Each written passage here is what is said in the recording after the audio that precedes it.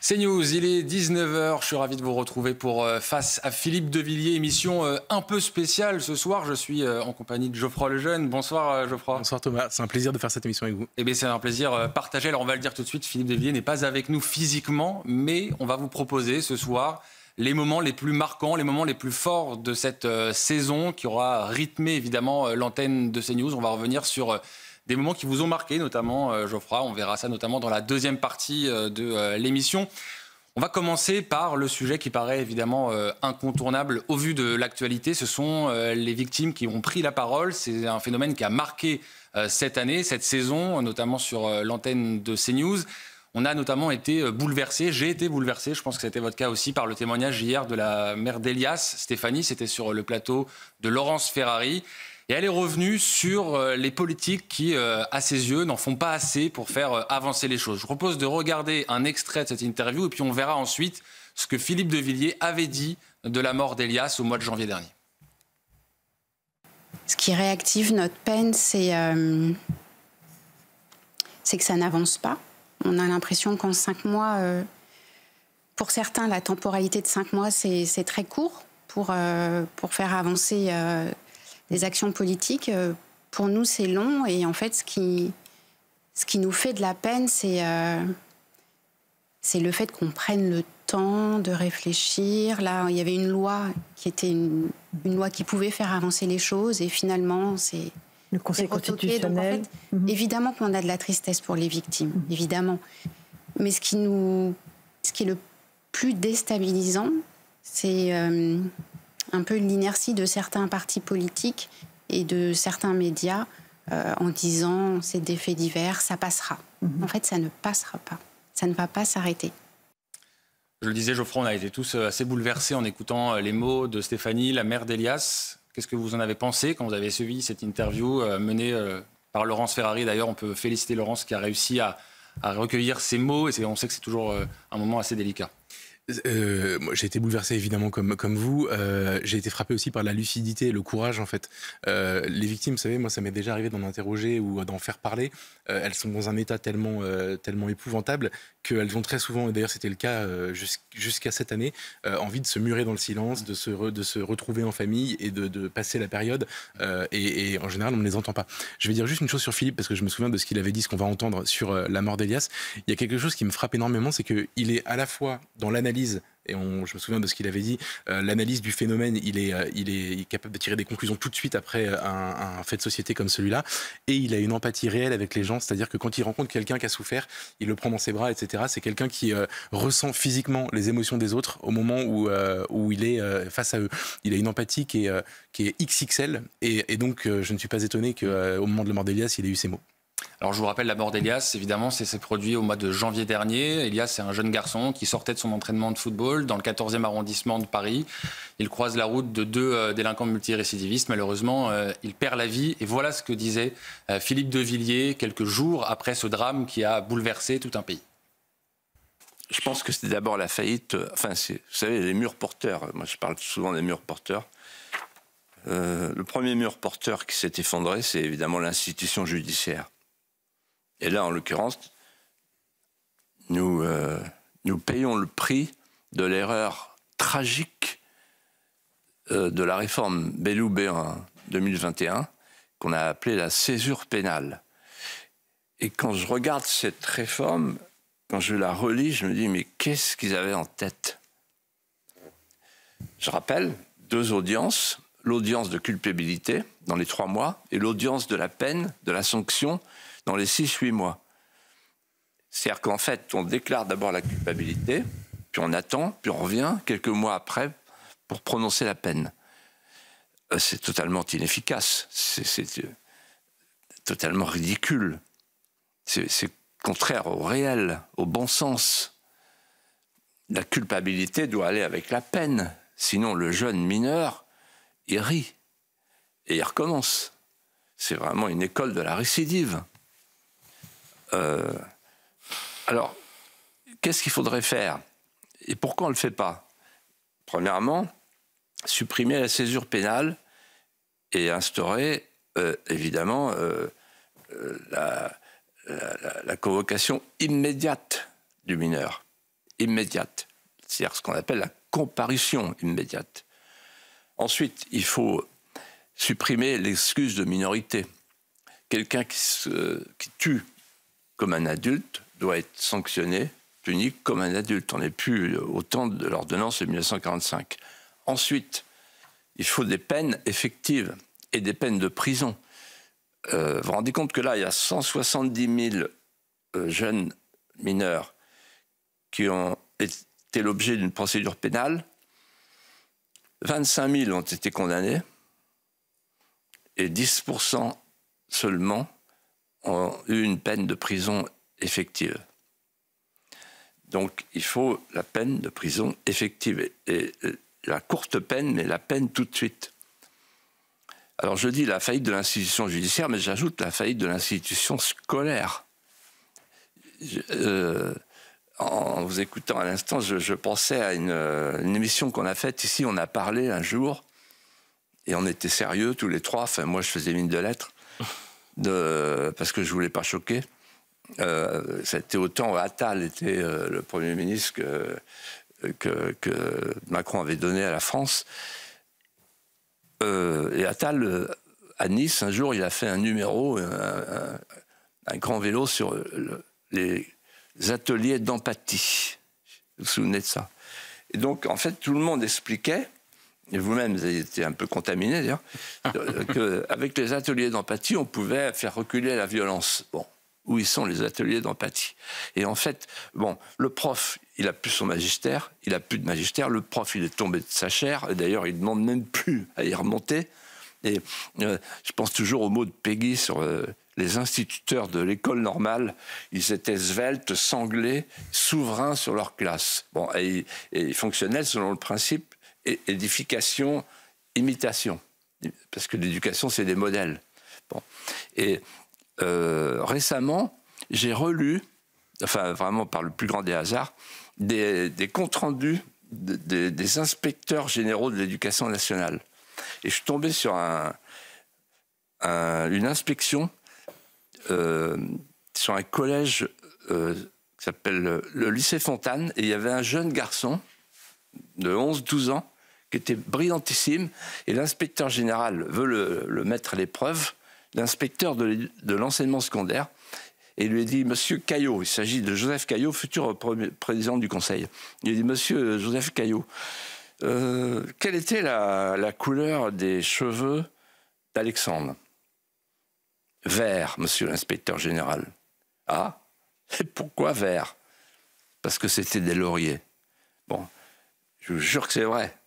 Incroyable. Vous vous rendez compte, la pente descendue. Alors, on a le Premier ministre qui disait l'autre jour avec Darius Rochebain, une chose juste, il faut revenir à l'écrit. Bah oui, revenir à l'écrit, revenir à l'oral, revenir à l'alphabet, quoi. Jeanne d'Arc disait, je ne savais ni le A ni le B. Non, elle savait que le A et le B. Bah là, elle ne savait même plus le A et le B. Voilà. Et enfin, le dernier mur porteur, c'est la famille, l'institution matrimoniale. Alors là, Macron, il a bien travaillé avec Hollande. Ils ont détruit l'institution familiale. Il n'y a pas de ministère de la famille. Et on a réussi une opération incroyable. Pour la première fois dans l'histoire de l'humanité, on vit avec une société sans père. Société sans père. Donc au nom de la lutte contre le patriarcat. Mais quand on écoute le maire, Madame... Petit. Voilà. J'ai vu le maire du 14e arrondissement. Oui, alors elle parle de l'excuse absolutoire, elle explique que la pauvreté, etc. Toujours le même discours qui n'est plus supportable.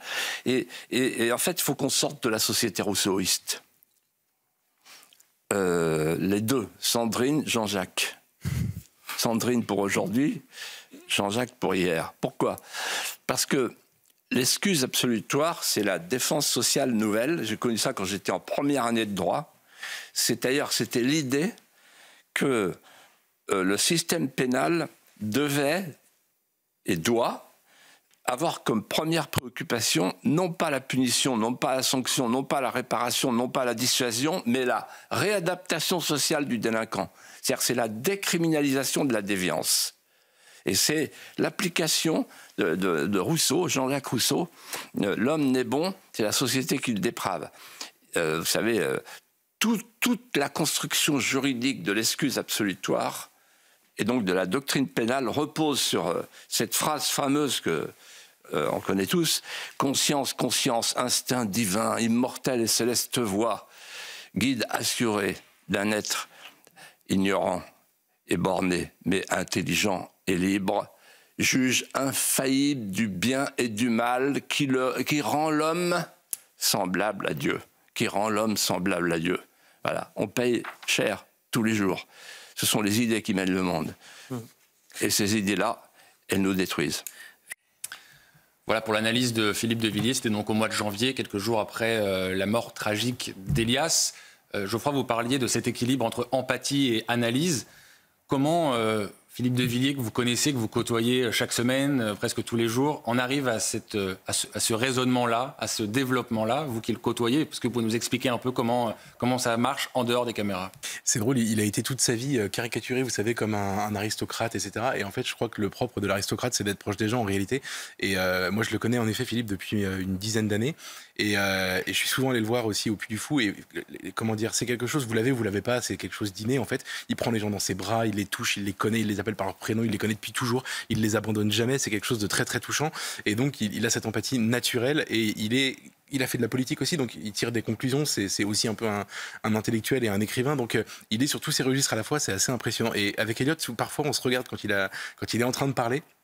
Alors, faut savoir que les gens qui me parlent de l'émission me demandent toujours comment ça se passe, racontez-nous les coulisses. Donc là, j'ai l'occasion de le faire aujourd'hui.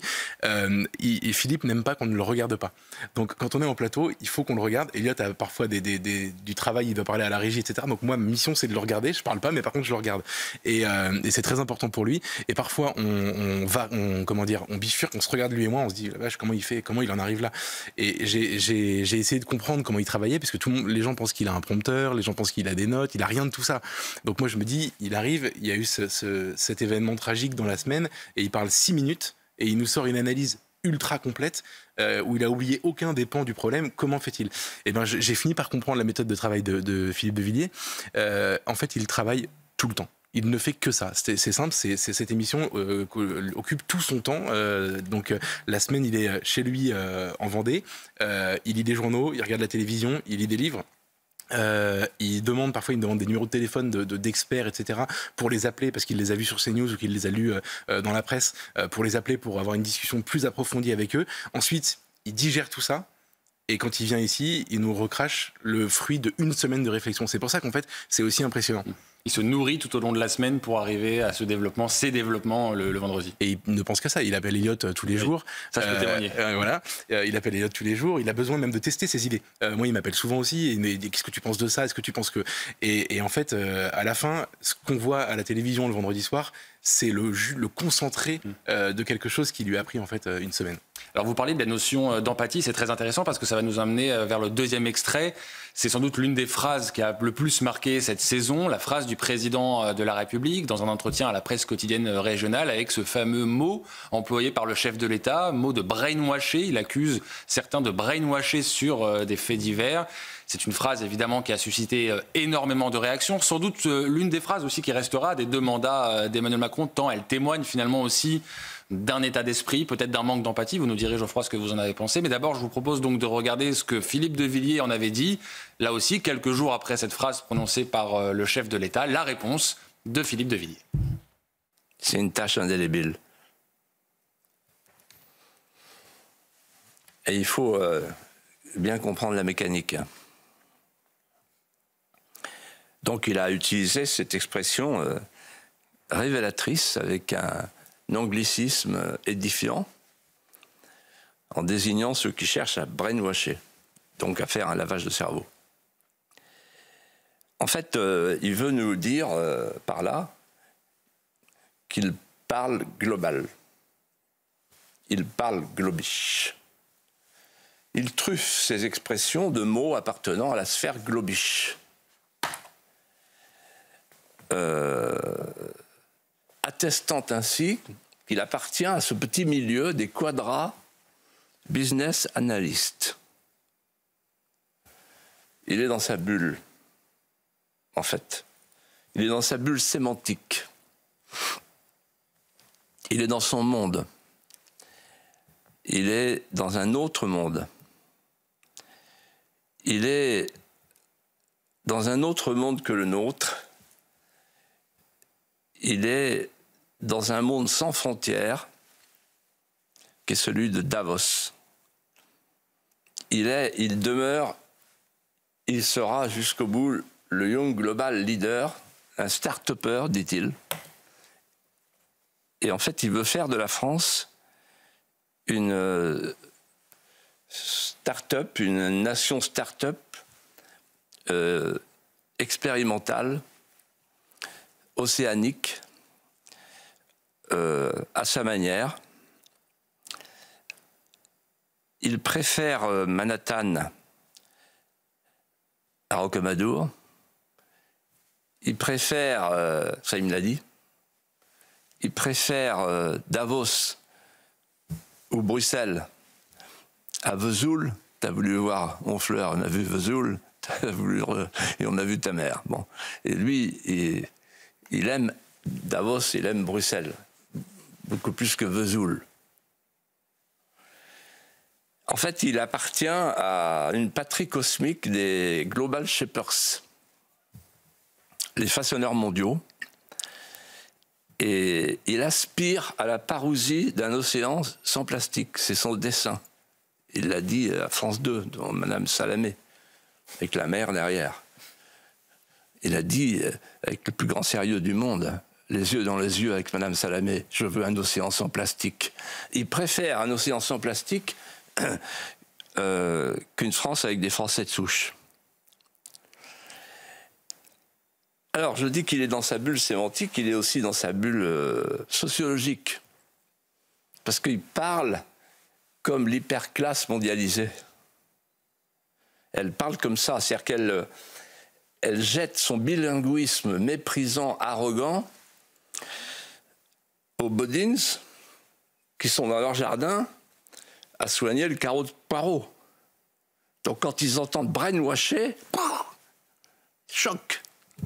Là, il y a la distance entre les élites et le peuple. Cette hyper-classe mondialisée qui se moque des fins de mois, qui s'intéresse à la fin du monde. Elle est climatophile. Elle ne veut pas de frontières. Elle veut un marché planétaire de masse. Peut-être qu'il y a un lien entre les deux. Et ce qu'elle dit de lui, un jour, j'ai un ami qui est dans la Macronie qui m'a dit « Tu comprends, Philippe, tu ne comprends pas Emmanuel. » Je dis « Pourquoi ?» Il est disruptif. C'est le président qui veut disrupter la France. Et alors il s'intéresse au haut fond plutôt qu'au bas fond où croupissent les petits blancs, les guerres comme on dit. Et il veut disrupter, c'est-à-dire qu'en fait il est plus intéressé par la ressource halieutique que par les Français de souche. Ce qui lui importe, il l'a dit. Je ne sais pas si vous avez entendu la phrase. Il a dit demain, on risque de ne plus avoir de requins et de maquereaux. Ce qui, pour un président de la République française, est très embêtant. Beaucoup plus que s'il avait dit demain, il n'y aura peut-être plus de Français. Parce qu'on est submergé. Mais il ne veut pas entendre parler de ça, parce qu'il parle d'invasion. Et enfin, il est dans sa bulle idéologique. Et ça, c'est le plus important pour moi. C'est-à-dire qu'il est dans une hiérarchie inversée. Il n'a pas été élu pour sauver les poissons et nettoyer les océans, il a été élu pour sauver les Français et nettoyer les quartiers. Donc là, il y a une erreur de casting majeure qu'on n'avait pas vue. Il est temps de s'en apercevoir. Et cette hiérarchie inversée, en fait, elle convient parfaitement à la gauche. En fait, la pensée de Macron sur les océans, c'est la pensée de l'extrême gauche. Et il y a ce lien entre l'anti-France et la post-France. Ils pensent la même chose. Ils pensent que le climat vaut d'en finir avec la croissance, donc le pacte vert, ils sont tous d'accord là-dessus. Ensuite, ils pensent que la question migratoire et la question sécuritaire sont des questions secondaires, voire fantasmatiques, agitées par les populistes. Et il ne voit pas la nappe de sang qui s'étend. En fait, il pense à l'océan des larmes de sel, mais il ne pense pas à l'océan des larmes de sang. C'est-à-dire qu'ils sont hors de la France. Ils sont hors de France. Macron, avec son histoire d'océan, il a quitté la France.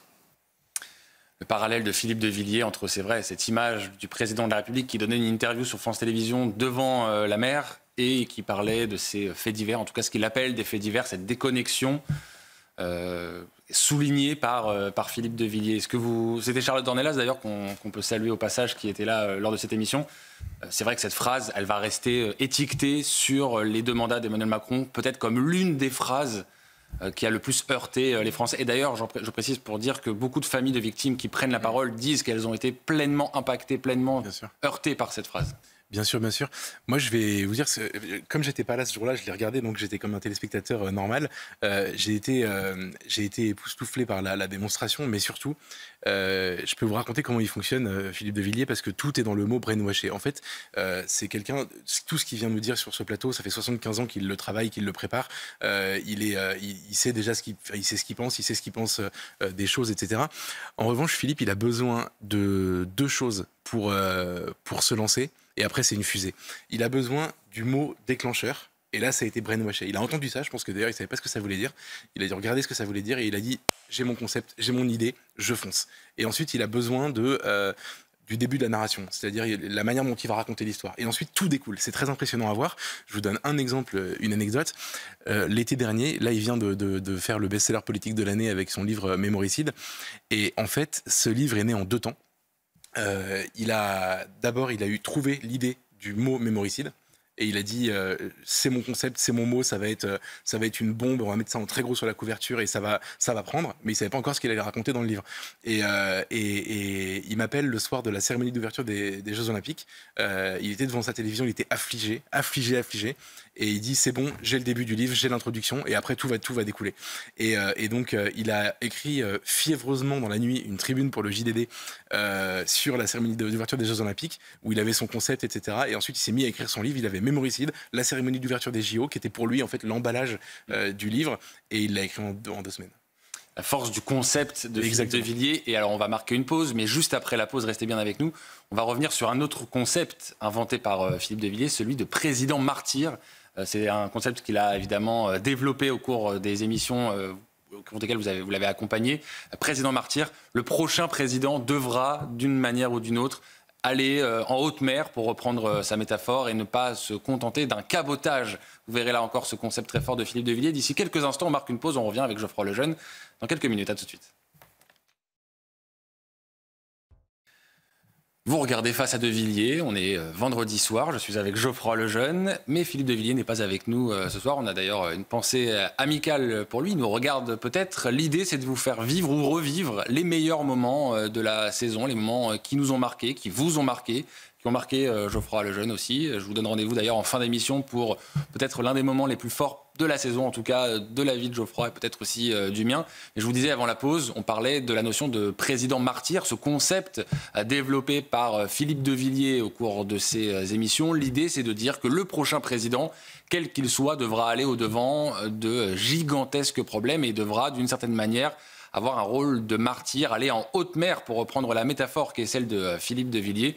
Revoyez cette séquence en longueur.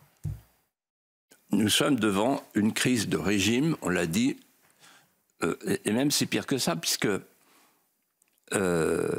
Agnès Verdier-Molinier disait on est devant une crise de liquidité. Donc la crise de régime, elle tourne mal. Il y a le FMI qui nous surveille, qui a des fourmis dans les jambes, la Commission de Bruxelles, etc. Crise de liquidité. En réalité, la Ve République ressemble de plus en plus au bateau ivre de la Quatrième République. Les traits communs se multiplient. L'instabilité, la partitocratie, la kleptocratie par rapport au peuple, la proportionnelle, et puis le poujadisme latent. Donc on a tous les ingrédients. En fait, la Quatrième République, si on prend de la hauteur, elle est morte parce qu'elle n'a pas su résoudre le problème de l'Algérie. La Ve République est en train de mourir parce qu'elle est incapable de résoudre le problème de la submersion migratoire qui est en train de nous engloutir.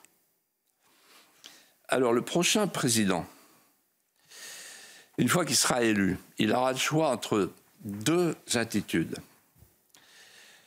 Pour parler comme dans le Vendée Globe, depuis que j'ai ma promenade, j'ai une petite déformation face à la mer.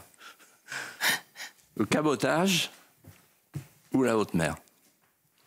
Le cabotage, ça consiste, pour les hommes politiques, à éloigner les problèmes pour n'avoir pas à les résoudre. Méditez cette formule. C'est exactement ce que fait le gouvernement. De la com, de la com, de la com. On dit, voyez, on s'occupe de vous, on communique. Donc ça, c'est la mort. Pourquoi? Parce que le pronostic vital est engagé et que le peuple historique français pourrait disparaître. Et peut-être même en train de disparaître. Après, il y a la deuxième hypothèse, c'est la haute mer. La haute mer, ça veut dire les 40e rugissants, les 50e hurlants. Accepter de se prendre des paquets de mer. Accepter d'être impopulaire. Si le futur président choisit la haute mer, c'est-à-dire la fermeté, c'est-à-dire le sursaut, pour que le peuple français ne disparaisse pas. Parce que c'est ça l'enjeu. Il faudra qu'il ait deux qualités. La première qualité, c'est la lucidité. René Char disait la lucidité, la blessure la plus proche du soleil, parce que ça brûle la lucidité, quand vous regardez la réalité en face. La lucidité, ça veut dire que le président va se dire ben, les manettes ne répondent plus, j'ai plus les manettes. Il faut reprendre le pouvoir avant de faire quoi que ce soit. Sinon, je ne peux rien faire. Ou alors, si, aller au premier rang comme tout le monde et pleurer. La politique compassionnelle. La lucidité. La lucidité, on parlait de la situation de la sécurité sociale, tous les deux cette semaine. La lucidité, ça veut dire que le président doit se dire « je n'ai plus le contrôle de mes frontières », c'est-à-dire que je ne peux plus dire qui doit entrer, qui ne doit pas entrer. Ça se passe à la Commission de Bruxelles, à Schengen. Deuxièmement, je n'ai plus le contrôle de mes lois. On va prendre l'exemple des ZFE, peut-être qu'on en parlera. Les ZFE, en fait, on applique une directive européenne. Hein. Personne ne dit ça. Et on va être puni. On va être repris. C'est-à-dire qu'en fait, je ne peux plus rien contrôler de mes lois. Ça se fait ailleurs. Je suis une instance de transposition. Et troisièmement, le budget. Puisque, en fait, les finances de la France sont entre les mains de prêteurs étrangers. Voilà, la lucidité. Donc, il faut reprendre le pouvoir. Bon. Le courage. La lucidité, le courage. Le courage d'affronter les trois féodalités. Le souverainisme, j'avais défini dans l'Académie des sciences morales et politiques en 2004. Le souverainisme, c'est lutter contre les hégémonies à l'extérieur et les féodalités à l'intérieur. Les trois féodalités. La première féodalité, c'est évidemment Bruxelles. C'est-à-dire, fini Schengen, la supériorité du droit français sur le droit européen, sinon je ne peux rien faire, et fini la commission qui s'occupe du commercial et du politique. En fait, je fais le Brexit. Si je ne fais pas le Brexit, j'ai que mes yeux pour pleurer. Deuxième féodalité, les cours suprêmes. Les cours suprêmes, les 5 cours suprêmes ont une double préférence aujourd'hui. Une préférence pour l'étranger sur le national, donc c'est la fin de toutes les communautés nationales, c'est l'idéologie de la destruction des nations.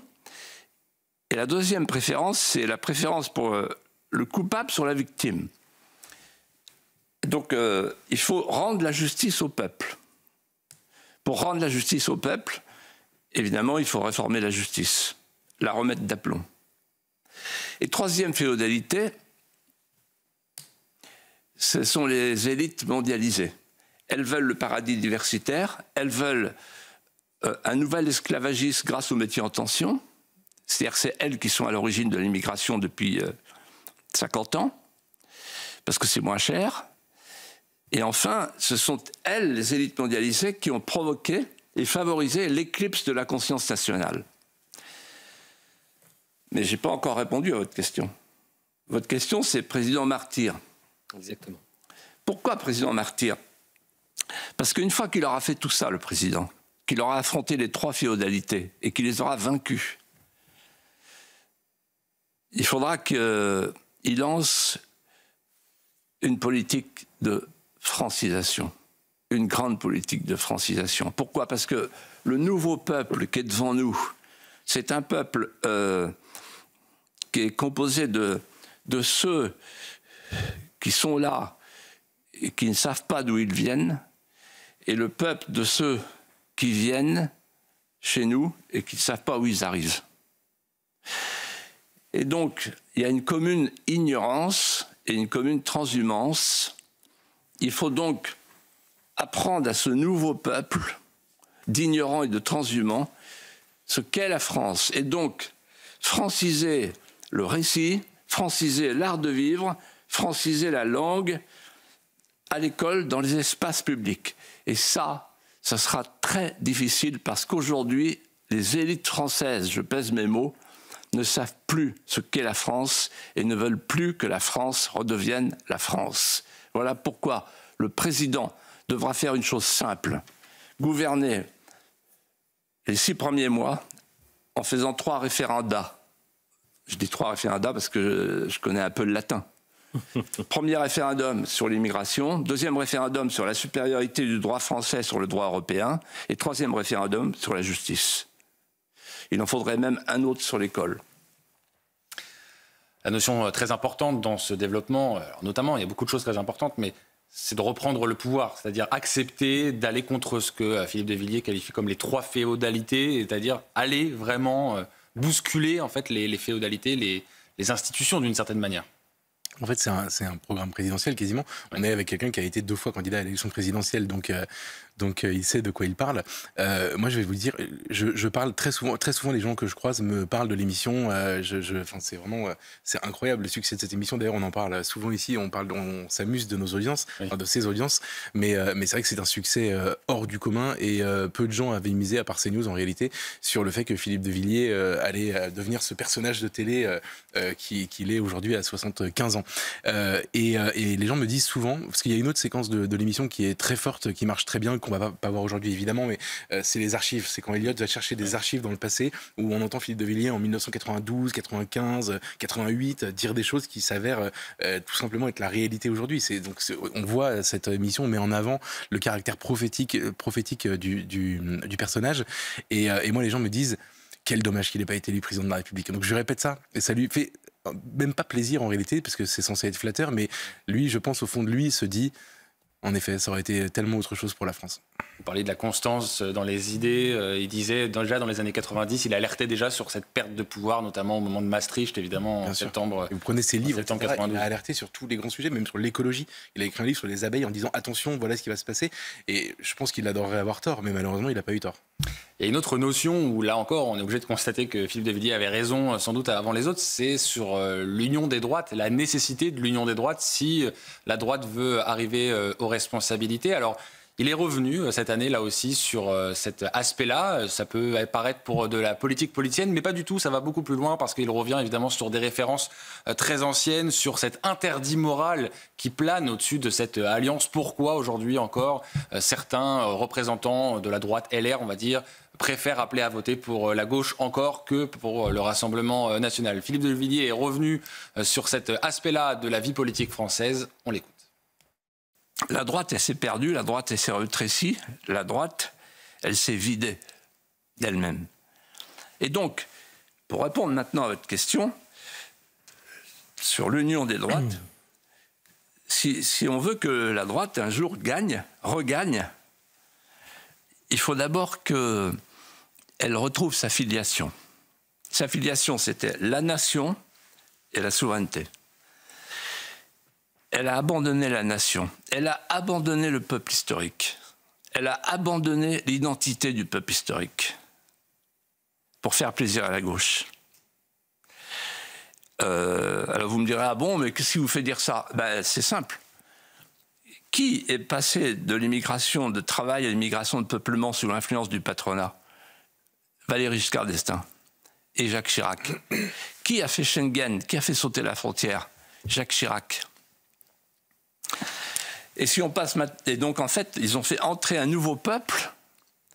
Pourquoi? Parce que la droite ne pense plus qu'en termes économiques depuis 50 ans.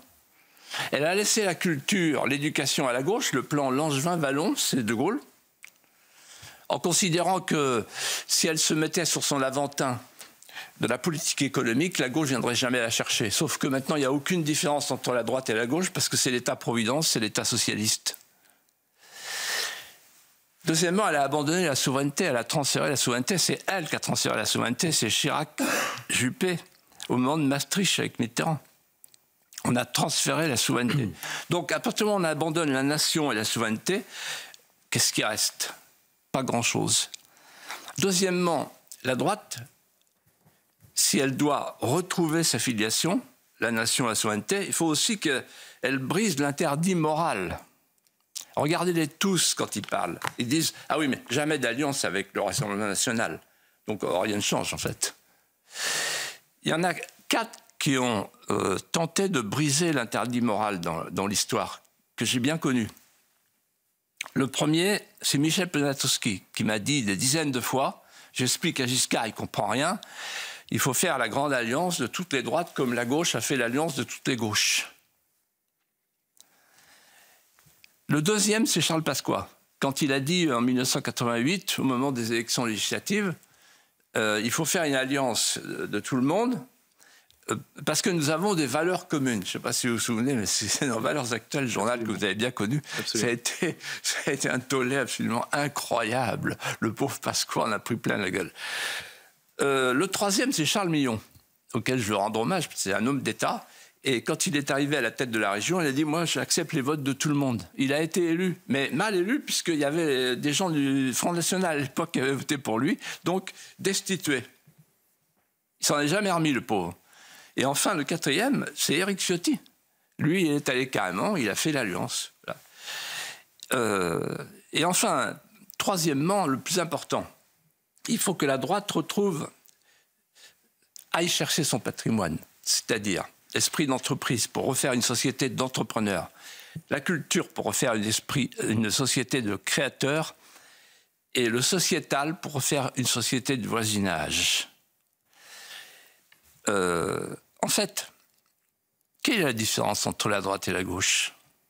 Quand on réfléchit bien, la gauche, elle tient tout entière dans une réplique du Faust de Goethe. Méphisto qui dit « Je suis l'esprit qui toujours nie ». Qu'est-ce que ça veut dire? Ça veut dire « Je suis l'esprit qui est dans la négation du réel.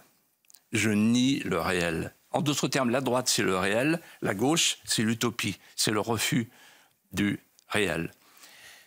Or, si on veut reconstruire la France demain, il va falloir se poser la question suivante. Où est la limite? C'est la question de la limite.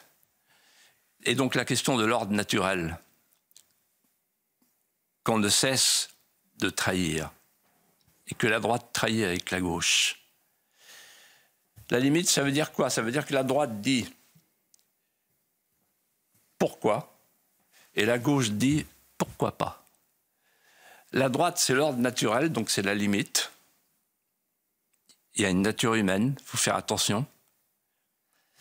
Et la gauche, elle, c'est l'illimitation libertaire. Aujourd'hui, la droite, elle a 2 tabous. Un tabou, c'est quelque chose dont on ne veut jamais parler. Le premier tabou, c'est l'Europe. On ne remet rien en cause. Et on croit que sans rien remettre en cause, n'ayant plus le pouvoir, on va pouvoir continuer à gouverner et à redresser le pays. Mais si on ne reprend pas le pouvoir, on va encore mentir. Regardez aujourd'hui, il suffit de voir toutes les politiques qui sont menées, totalement inefficaces. Pourquoi? Parce que quand le pouvoir n'a plus le pouvoir, je vous l'ai dit 100 fois, je vous le redis, quand le pouvoir n'a plus le pouvoir, il ne peut plus rien pour vous. Le pouvoir, comme disait Saint-Aignan, c'est quand on l'a. Or, plus personne n'a le pouvoir en France aujourd'hui.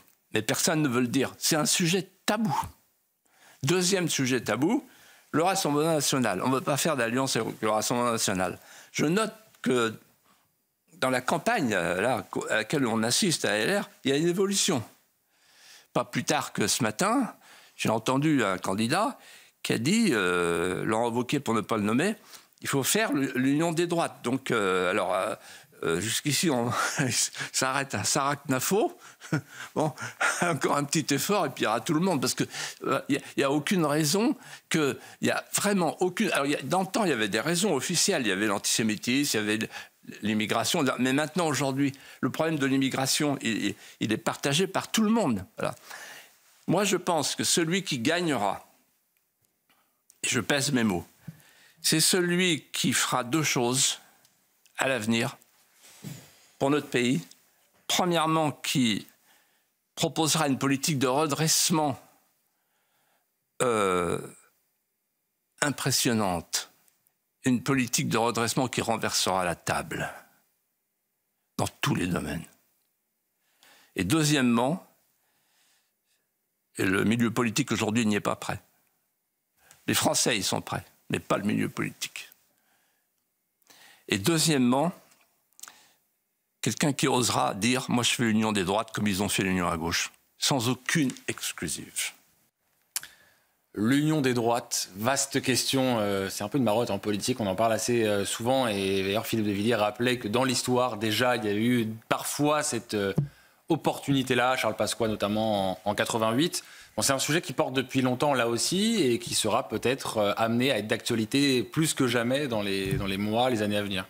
Alors moi, il y a une chose qui me frappe, je trouve ça très brillant, il a tout dit, et puis en plus, comme vous le disiez en introduction, c'est pas de la politique politicienne, il a vraiment pris beaucoup de hauteur, et on comprend mieux en fait l'arnaque qui est en train de se dérouler sous nos yeux quand on écoute Philippe.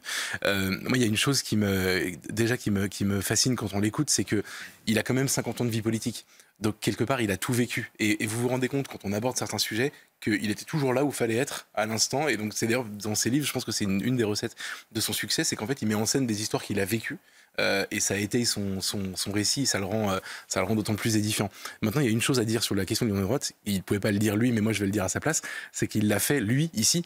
C'est-à-dire qu'aujourd'hui, Philippe de Villiers a fait de la politique pendant très longtemps, donc il était candidat d'un parti qui était entre le Front National de l'époque et l'UMP, où il était donc concurrent, il ne se parlait pas, etc. Maintenant qu'il n'est plus en politique, qu'il a ce nouveau statut d'oracle du vendredi soir, que tout le monde le regarde, parce que la vérité c'est que moi je reçois des messages parfois pendant l'émission dithyrambiques de la part d'anciens ministres de Chirac, de la part de gens étonnants qui l'ont combattu toute sa vie et qui me disent mais c'est incroyable, il avait tellement tout vu, il a tellement raison, etc.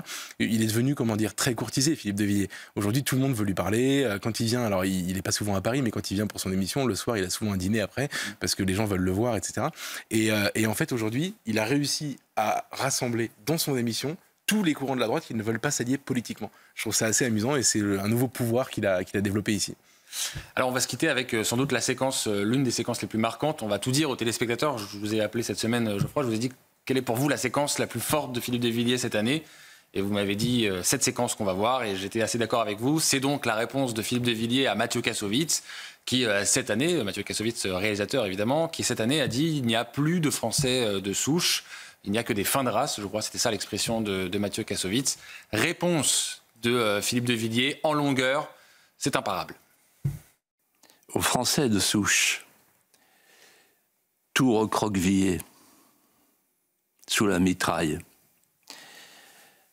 emmitouflé de honte, furtif sous les colibés, je voudrais, Eliot Geoffroy, rendre les honneurs.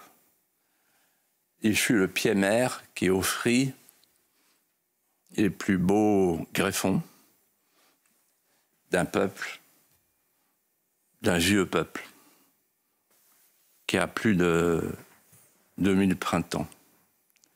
Le Français de souche, il a façonné notre regard sur le jardin de paradis qu'on appelle la France, et il a versé en nous, au fil du temps, la sève, le sang, les larmes de ses bornages, de ses plaies, de ses rêves tramés dans l'étoffe d'un songe. Le Français de souche, on peut le retrouver, on peut le reconnaître. Il suffit de traverser la France, tenez, là. Je le vois, là, au bout d'un champ. Français de souche. Cet homme qui peine, seul, cassé avant l'âge. Français de souche. En fait, il marche dans l'ombre portée des pas de son aïeul multiple. Ce petit paysan qui, depuis 1000 ans, travaille la même terre, creuse le même sillon et inspire le verre précieux. 2000 ans de labeur ont fait de cette terre un réservoir sans fin pour les âges nouveaux. 1000 ans de votre grâce ont fait de ces travaux un reposoir sans fin pour l'âme solitaire. Cette âme solitaire, ce petit paysan anonyme, oublié, qui marche entre les épis mûrs et les blés moissonnés, entre les cribleuses de Courbet et l'Angélus de Millet. Ce petit paysan, sans qu'on le sache, parce qu'on l'a oublié, il a inventé notre pain quotidien. Et puis un peu plus loin, un peu plus haut, si on descend du côté des Causses de l'Aveyron, on voit un petit berger frêle qui n'en revient pas de ce qu'il a fait. Ce petit berger, il a oublié, dans une anfractuosité, peut-être dans une souche de frêne, une souche encore, une souche française, il a oublié sa tartine de lait de brebis moisi. Et ça donne un art de la table qui est envié dans le monde entier. Il a inventé, ce petit berger de l'Aveyron, il a inventé le Roquefort. Et puis, plus à l'ouest, le long de la Garonne, il y a un autre petit Français de souche, là aussi oublié, qui, de père en fils, entre les ceps torturés par le temps, de père en fils, a foulé, pressé son raisin d'or et de pourpre. Et ce petit vigneron qu'on a oublié, il a inventé le château d'Yquem. Et puis il y a un peu plus loin, au creux de la Creuse, dans une vallée, une abbaye, Foncombeau. Et là, il y a un moine copiste. Il a enluminé la France dans son scriptorium grégorien de parchemin savant. Et lui répondant, accroché à la toiture de plomb de la cathédrale de Chartres, il y a un petit sculpteur qu'on ne connaîtra jamais, et pourtant génial. Ce petit sculpteur, c'est un sculpteur de gargouilles. Il est là, tout là-haut, et on ne sait plus, on a oublié qu'en fait, il a fait vibrer la France des hautes nefs immémoriales et qu'il a laissé derrière lui l'accord parfait du burin sur la pierre et du souffle de l'esprit. Et puis regardez qui vient vers vous, qui court, la petite pastourelle, depuis la Lorraine. Elle court, elle a abandonné ses moutons pour sauver la France. Elle sera célébrée tard, plus tard, beaucoup plus tard, par un instituteur, le hussard noir de la République, qui va brandir son étendard et son anneau devant ses élèves, et qui, chaque matin, va faire monter derrière le tableau noir des blouses grises le soleil d'Austerlitz. Et puis, plus près de nous encore, à Montmartre, dans les bistrots de Montmartre, tout près d'ici, il y a un petit brin de femme qui se promène, qui est méprisée, qui n'est pas écoutée, qui chante à tue-tête, et chante l'hymne à l'amour, la plus belle chanson française. Et dans l'hymne à l'amour, elle chante cette phrase qui est typiquement française. Si tu me le demandais, je renierais ma patrie, je renierais mes amis. C'est très français de souche, ça. Ça veut dire que pour un Français, l'amour est plus fort que tout. Et finalement, quand on a besoin d'eux, ceux qui renient leur patrie, par amour, ils la retrouvent. Et puis il y a, et je pense là, M. Kassovitz,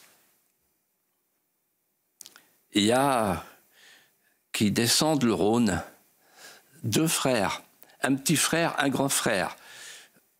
Il y en a un qui s'appelle Auguste, l'autre qui s'appelle Louis. Auguste et Louis Lumière. Ils ont inventé le cinématographe pour permettre à M. Kassovitz, qui leur dit à sa manière sa reconnaissance pour les Français de souche qu'ils sont, puisqu'ils sont des vieux Français de souche lyonnaise. Ils ont inventé le cinématographe pour permettre à M. Kassovitz d'exister et de prospérer par l'image. Et puis j'allais oublier, dans Paris, tout près d'ici, entre les Champs-Élysées et le Panthéon, 2 millions de Français de souche qui se sont levés au petit matin pour suivre un corbillard d'un Français de souche qui a chanté toutes les souches françaises comme personne et qui a chanté aussi sa filiation, sa propre filiation. Fidèle, enfin, au sang qu'on versait dans mes veines, mon père, vieux soldat, ma mère vendéenne. C'était un Français de souche et de plume, intemporel. Il s'appelait Victor Hugo. Vous voyez, j'invite les téléspectateurs et les auditeurs, en cet instant où je parle des Français de souche, à regarder, écouter ce grouillement d'âmes simples, cette foule chantante, ce murmure inconnu d'un vieux peuple qui ne veut pas mourir. Ce vieux peuple, il sent qui monte en lui et qui descend en lui ses ascendants, comme sur une autre échelle de Jacob. Français de souche, d'écorce, de sève et de ramage, auprès du vieux chêne millénaire de Vincennes, qui abrite les pauvres parmi les plus pauvres et la main de justice, qui invente ainsi l'État et qui enfante ainsi la France éternelle. Français de souche et fier de l'être. Voilà pour la réponse magistrale, le cours magistral de Philippe de Villiers dans ce qui est appelé l'apologue. Et c'est un concept là aussi inventé d'une certaine manière par Philippe de Villiers dans cette émission. Il est allé comme pour le brainwashing, il a déterré un mot qu'on avait oublié et il tenait à ça, c'est son idée, il tenait à terminer cette émission parce que Philippe c'est quelqu'un qui a toujours besoin d'apporter l'espérance après avoir dit la situation. Il le fait dans ses livres, il le fait partout et donc il voulait finir cette émission par de la poésie, par de la culture, de la littérature, de l'histoire, etc. C'est un truc, en télé c'est pas censé marcher normalement et en fait c'est devenu un rendez-vous très important pour l'émission et on n'a rien à dire quand il termine, on dit merci Philippe, à la semaine prochaine. Merci beaucoup Geoffroy, ça a été un plaisir de se replonger dans les meilleurs moments de la saison de Philippe de Villiers avec vous. Je vous remercie, tous les spectateurs qui nous ont suivis. On marque une courte pause et je vous retrouve dans quelques minutes pour l'heure des Pro 2. L'occasion aussi d'adresser un salut amical à Elliott Deval évidemment et à Philippe de Villiers. A tout de suite sur CNews.